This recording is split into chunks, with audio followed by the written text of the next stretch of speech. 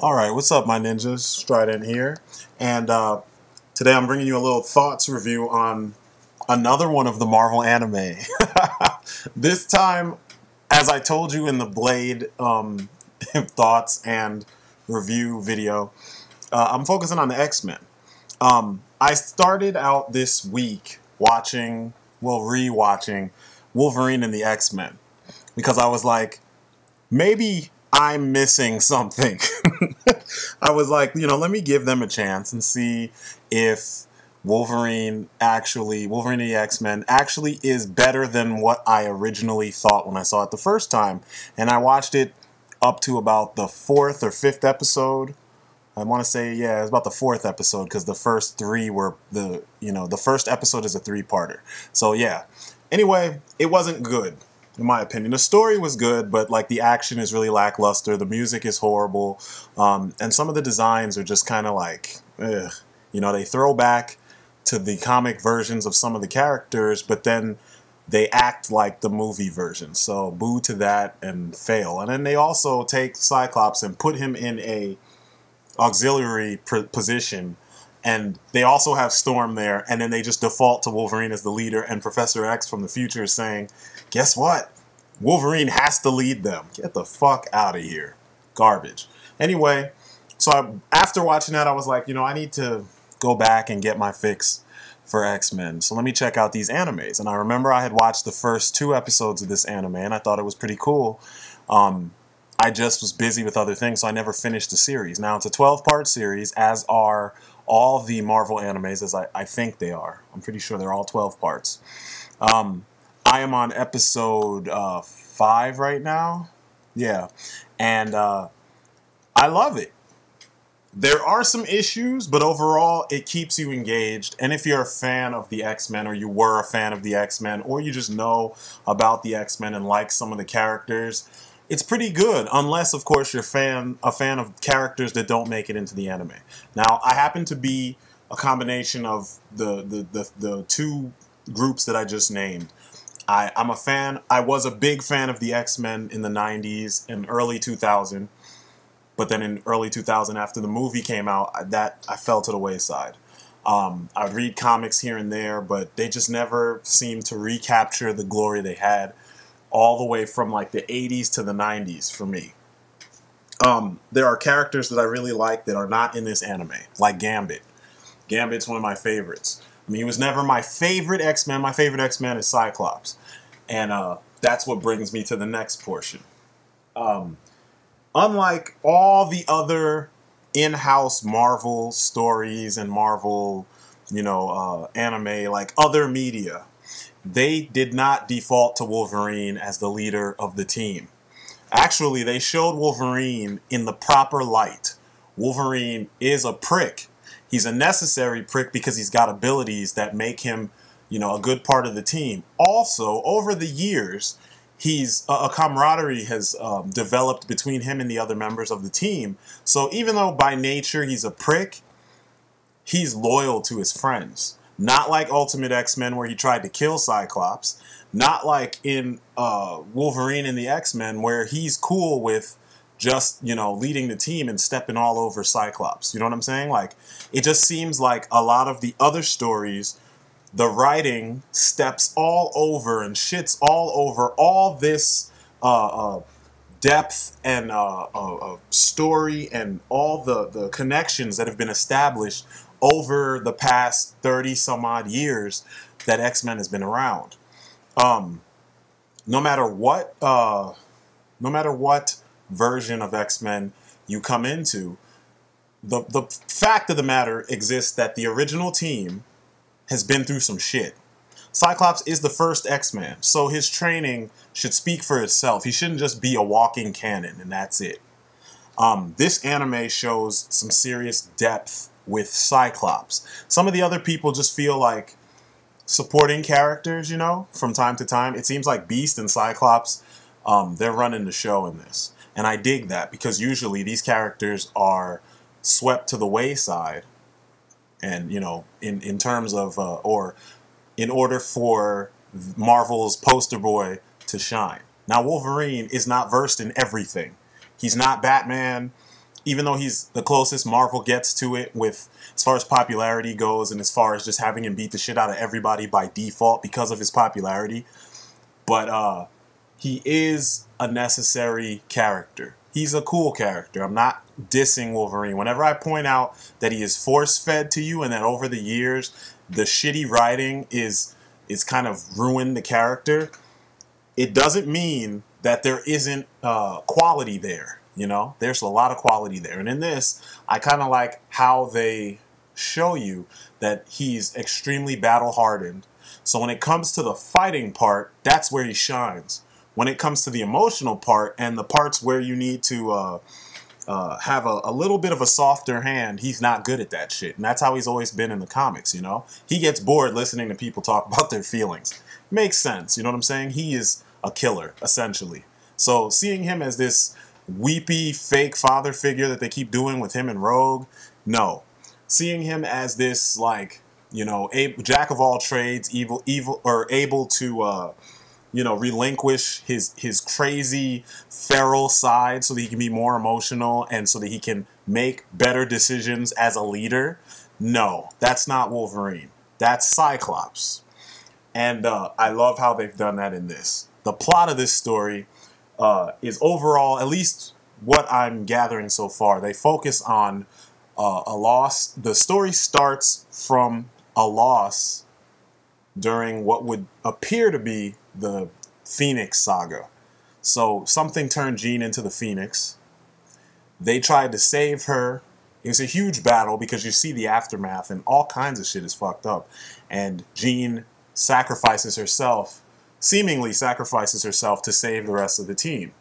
Cyclops is recovering from this loss, but instead of being a bitch like in all the other versions of this story that we've seen in new media, meaning from the movie all the way on in all the cartoons, Cyclops focuses more on figuring out what actually happened.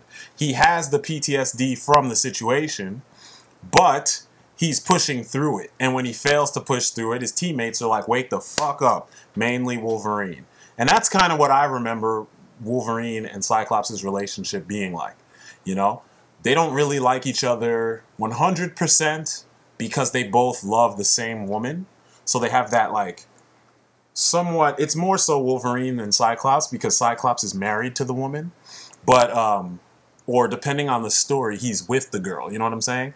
But, Wolverine wants to compete and prove how much better he is than than Cyclops. But when he figures out that Jean is not leaving Cyclops for Wolverine, he kind of has a respect for him. You know, he doesn't show it all the time because, like I said, he is a prick, but it's there. Anyway, a bunch of disappearances are happening in Japan.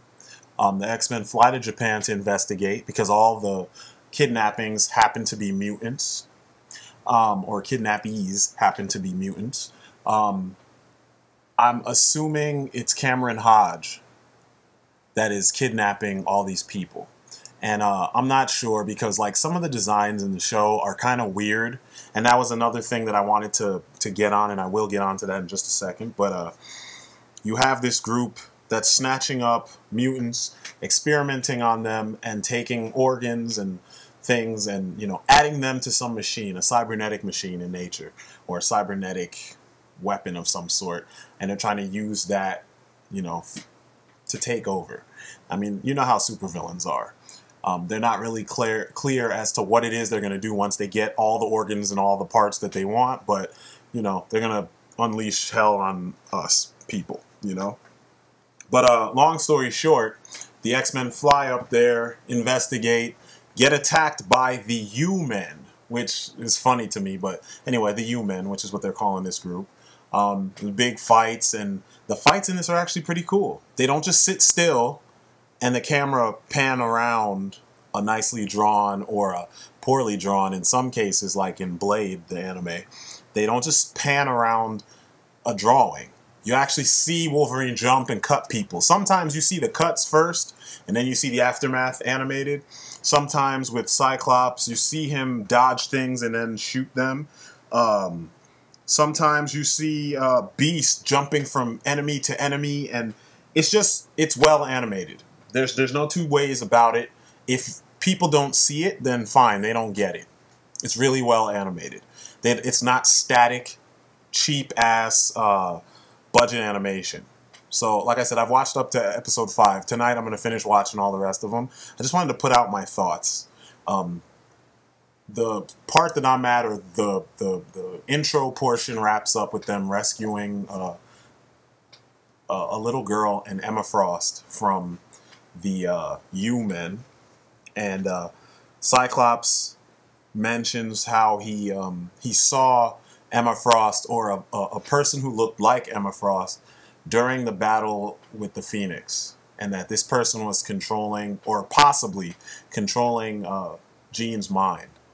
And this kind of forces the X-Men to have doubts about who Emma Frost is. In this story, they say Emma Frost left the Hellfire Club, much like in the comics, and she was teaching and tutoring mutants on her own, which is pretty cool. It means the character has depth, and I like that. After a whole bunch of exposition, the X-Men are ready to go to... they're leaving back to go to New York, and then they're attacked by Hodge again. They fought Hodge the first time, like I said, in this big cybernetic crazy costume, or suit of armor, whatever you want to call it. They beat him, barely. And the thing that they do in this that I like is that even though Cyclops is, his power is his optic blast, they don't constantly find ways to eliminate his ability to do it.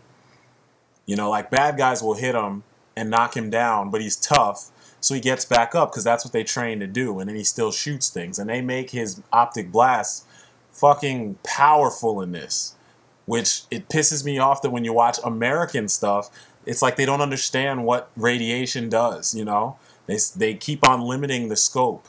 When I was a kid, I remember on the Marvel cards, it said Cyclops' maximum ability with his optic blast is to shoot a beam the size of 2 football fields. Now, if you've played X-Men vs. Street Fighter or Marvel vs. Capcom, or any of that shit, you know that he can shoot a very big optic blast. So in this, when the going gets tough, that's what he does. And he obliterates whatever's in his way. And I like that, because that's what this guy does. There's a couple episodes where he mopes a little bit, like I said, and then his teammates, mainly Wolverine, pull him back into the game, and he assumes leadership. You see the team when they get home, you see them acting like roommates, like friends or family. They chill together. The stuff that always made the X books really cool was seeing them, you know, together as a team, you know, as a family, you know, in regular situations and out in the field as a team. And all that is present here. The things I don't like is that because it's an anime, everything is taking place in Japan. And, you know, when I think about it, I don't mind as much because, you know, I do remember a lot of stories taking place in Japan that focused on Wolverine. It's kind of cool for them to do this and not have the focus be on Wolverine. And the X-Men do help people all over the world, so I like the fact that, kind of like what I was saying before about why I liked, I think I mentioned this in a movie, or maybe I had this argument or conversation with someone. What I liked about the X-Men, the third X-Men movie, even though everyone says it sucks, the X-Men movies as a whole, they suck. But the thing that I liked about 3, besides the fact that it cleaned up all the fucked up time issues and, you know, just continuity errors and whatever you want to call it, all the mess that was that series, is the fact that you have a threat. The X-Men see the threat, they get in the plane, fly to the location, fuck up whatever it is that's causing the threat, get in the plane, fly back home, and chill the fuck out. And all this kind of happens in the series because essentially that is an X-Men story. They cause insane property damage, and then they come back home and they chill in their big old beautiful mansion, and they, you know, they have their little regular relationship drama, and then next, you know, on to the next crisis. And that's what you get here, except you get it in such a grand fashion, and it's actually pretty nice. The music, some of the music in this is really cool. Most of it is, you know, it's actually, in general, it's pretty, like, epic stuff. Some of it is even more epic than what's going on. But overall, the music is really cool, and I like the fact that they took cues from the 90s anime. There's a part of the theme that it sounds just like any time Storm used her powers in the 90s anime. That's exactly what you hear in this. There's other parts that sound like they took a cue from the movie, but whoever's doing this music actually knows how to compose music, unlike the people who did the music for Wolverine and the X-Men. Because that shit sounds so generic. They may as well have the whole entire show be completely quiet. Because, you know, music is supposed to make you feel something and add something to the atmosphere or add to the scene in general. Sometimes the music can carry a scene. So, you know, if you guys don't get that, I don't know what to tell you, because some of your favorite movies, they're as good as you think they are because the music helps uh, uh, add to the action. It helps to amp it up to another degree to make it sound and feel more pressing or more awesome or more epic or whatever. Music is extremely vital. Overall, though, so far, I'm enjoying this. So I figured let me jump on here and let you guys know what I think about it. And then I'm going to continue watching it, and then I will do a review on the whole series. So far, I've watched every single Marvel anime, except Wolverine, actually. I refuse to watch that shit because I started watching it, and it's all wrong. The feel is wrong. I mean, maybe some of the character interactions are cool, but the Wolverine does not look like that. Wolverine doesn't act like that. It's not right. So fuck that one. I don't care what anyone in the comments says. I don't care what anyone else says about the show. They've already started off on the wrong foot when the main character does not look or feel like the main character. Wolverine's ugly as hell in this anime. And he's got an afro, which is weird. But he still acts like Wolverine, and for the most part, he looks like Wolverine, you know? So, yeah, we're not doing that. But so far, of all the anime I've watched, the Marvel animes, this one is the best because the characters feel the most like their comic book counterparts, just in a new situation. I do not like some of the designs. I'm going to keep saying that as many times as I can talk about this because the designs are way off. When they show them in full costume, they look awesome. When they show them in these weird hybrid movie slash Morrison run costumes, I don't like them. They look stupid. Beast is probably the only one that looks right. But the costumes themselves just don't work. They don't look like they make any sense. I mean, they're all wearing these black unitards with like leather jackets and leather pants or leather boots or something, and it just looks plain and just too emo, too typical anime. And for artists that are as good as these artists are, they should have been able to come up with something else. But all in all, though, like I said, the action is so good. The characters are really well done. And it's definitely worth checking out. I'm loving what I'm seeing so far. So stay tuned and I will hit you up with the rest. All right? Peace outside.